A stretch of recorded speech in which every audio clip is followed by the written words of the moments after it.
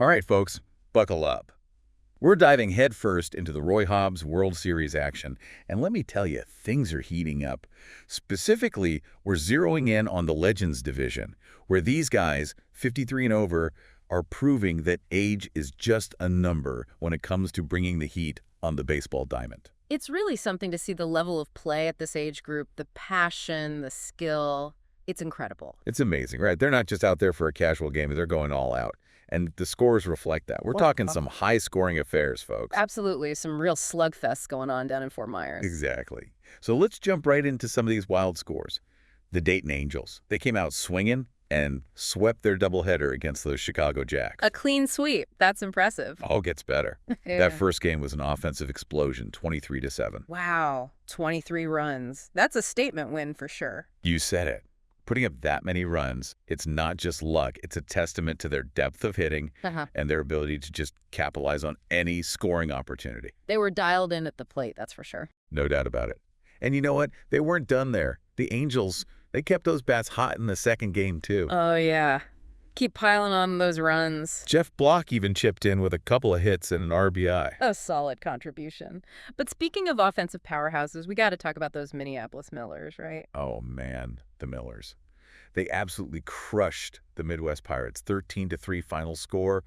Doug Burfelt, write that name down, folks, because he had himself a monster game. Burfelt, I've heard that name. What'd he do? He went 4 for 4 at the plate with a home run and 6 RBIs. 6 RBIs. That's the kind of performance that can single-handedly swing a tournament. No kidding. If Burfeld keeps hitting like that, well, the Millers are going to be a tough team to beat, that's for sure. And listen to this. The blowouts didn't stop there. Really? Who else put on a show? The Chicago Giants took down the Minnesota Twins 19-6 final. Oh, wow. Another offensive explosion. And get this, the Michigan Dodgers, they dominated the Crystal Clinic Indians 20-5, and even the Orlando Brewers made a splash, beating the Florida Sharks 8-2. It's clear that some teams have come ready to play, and it's definitely showing in these early scores. It's been an absolute offensive showcase. Speaking of showcase, I hear there's another kind of showcase happening down at PDC. Oh, you know it. You got to swing by PDC, the tournament headquarters. And why? Because Johnny is serving up some of his famous grilled burgers and hot dogs. You can't beat a classic ballpark meal, especially when it's done right. And while you're there, grab some gear at the team shop. Always fun to have a souvenir. Those are some great tips. And hey, while we're at it, let's give a huge shout out to Mark and Bonnie in the PDC office. They're the unsung heroes, keeping everything running smoothly. Absolutely, they're doing a fantastic job. And for all you fans out there, don't forget to snap some fun photos with Meg for the RH Dugout Facebook page. Capture those memories and share the excitement. Love it. Now let's shift gears a bit. We've talked about some team performances, but what about those standout individual players? We touched on Doug Burfelt's incredible game, but trust me, there's more where that came from. Oh, there's plenty more. Let's talk about Adrian Harris from the Baltimore Thunder. Adrian Harris, yeah. What do you do? This guy went 3 for 3 at the plate, 2 doubles, a single, and 4 RBIs, all while catching 8 innings. That's what I call an all-around performance, contributing both offensively and defensively, a real asset to his team. Absolutely. Now, how about this? Kyle Mesner from the HBK Oilers. He had a game for the ages. 4 hits, 2 home runs, 5 RBIs, and 3 runs scored. Whoa, this guy was on fire. It'll be interesting to see if he can keep that momentum going. You know, sometimes a player has that one breakout game, but the truly elite players, they find a way to stay consistent. That's the mark of a true star, isn't it? Yeah. But listen to this. We can't forget about Melvin Abreu from the Orlando Brewers. He went 4 for 5 with 2 home runs and 5 RBIs. It seems like every team has at least one guy who's just on fire right now. This tournament is shaping up to be incredible. It really is. And it's not just about individual stars either. The Huntsville Havoc, they took down those Midwest Pirates 15-8. That's still a convincing win, putting up 15 runs. The Havoc know how to swing the bats, that's for sure. They do.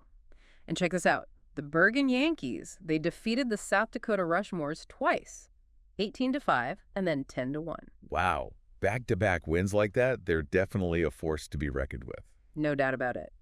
Okay, so we've seen some absolutely explosive offense in these early games. It's been a real slugfest. But with all these runs being scored, it makes you wonder. About the pitching. Exactly. Are the pitchers struggling, or are these hitters just that good? Yeah, it's a good question. I mean, you can't just rely on hitting home runs all the time, right? You got to have solid pitching and defense to back that up. Right. You can't win a championship just by outslugging everyone. So what do you think? Are we seeing a decline in pitching, Yeah. or are these hitters just that good? What's your take? Well, I think it's a combination of factors, to be honest. You got to remember, these hitters are seasoned veterans. Yeah, they've been around the block a few times. Exactly. They've seen it all, they know how to capitalize on mistakes, and let's not forget about that Florida heat and humidity. Oh, yeah, that can be brutal for pitchers, especially later in games. No doubt. It's like a perfect storm for hitters. Experienced bats, warm climate, and maybe some pitchers who haven't quite found their groove yet. It makes sense. But let's not forget about defense either. A couple of errors, a missed cutoff throw, those can be backbreakers. Oh, absolutely. Those errors can be just as costly as giving up a home run. And you got to give credit to the hitters. They're putting pressure on the defense, forcing them to make plays. Yeah, it's a mental game too, right? It is. The teams that can stay focused, minimize those errors, they're the ones who are going to have a real edge, even against these high-powered offenses. So what do you think? Are we going to see any pitching duels emerge as the tournament progresses? Or are the bats going to continue to dominate? Tough to say. That's what makes this tournament so exciting, right? It's unpredictable.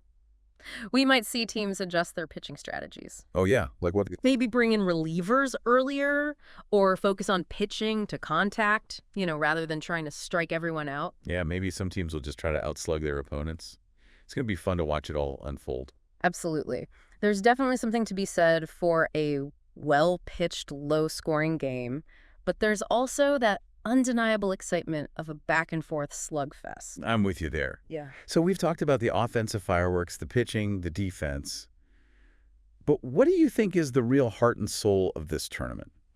That's a great question. For me, it's the love of the game. These guys are out here competing, playing hard, but more importantly, they're having fun. You can see it in their faces. Exactly. They're reliving their younger days, making new memories, and building friendships that'll last a lifetime. And let's not forget the families and friends who come to support them. Right. It's a shared experience, a celebration of baseball, and the camaraderie that comes with it. Sometimes I get so caught up in the scores and the stats, I forget about the bigger picture. It's easy to do, but you're right. This tournament is about so much more than wins and losses. It's about the passion, the dedication, and the way this sport brings people together no matter what their age. Well said. It's a reminder that you're never too old to chase your dreams. And speaking of dreams, we can't wrap up this episode without talking about the legacy of this tournament, right? I mean, it's been going on for years and years. It has, and it's clearly touched the lives of so many people. Yeah. The Roy Hobbs World Series, it's not just about what's happening on the field this week. It's built on a foundation of shared passion and a love for baseball that stretches back decades. Okay, so how did this all begin? Give us a little history lesson here. Well, you probably guessed it, but the tournament was inspired by that classic baseball film, The Natural. Oh, yeah, with Robert Redford? The one and only. It's a story of second chances, of overcoming adversity to achieve greatness. And you know that iconic home run scene where the scoreboard lights up? Oh, yeah, it's legendary. So are you saying this tournament is all about giving guys a chance to, fulfill those baseball dreams no matter their age? Exactly. It started small, but it quickly gained momentum. More and more players, guys who maybe put their baseball dreams on hold to focus on careers and family, they flocked to Fort Myers for a chance to relive those glory days and compete on a national stage. I bet there are some incredible stories from over the years. Countless stories. Guys hitting their first ever home runs, making those unbelievable defensive plays, and forming friendships that last a lifetime. The Roy Hobbs World Series, it's more than just a tournament. It's a community, a brotherhood.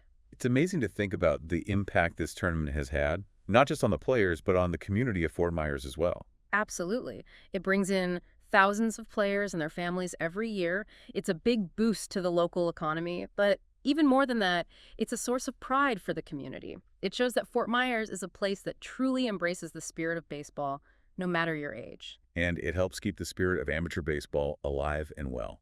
It does. It's a testament to the power of the sport, that no matter how old you are, there's still something magical about stepping onto that field, feeling that camaraderie, that competition. Absolutely. So as we wrap up this deep dive into the Roy Hobbs World Series, what's the one thing you want our listeners to take away from this?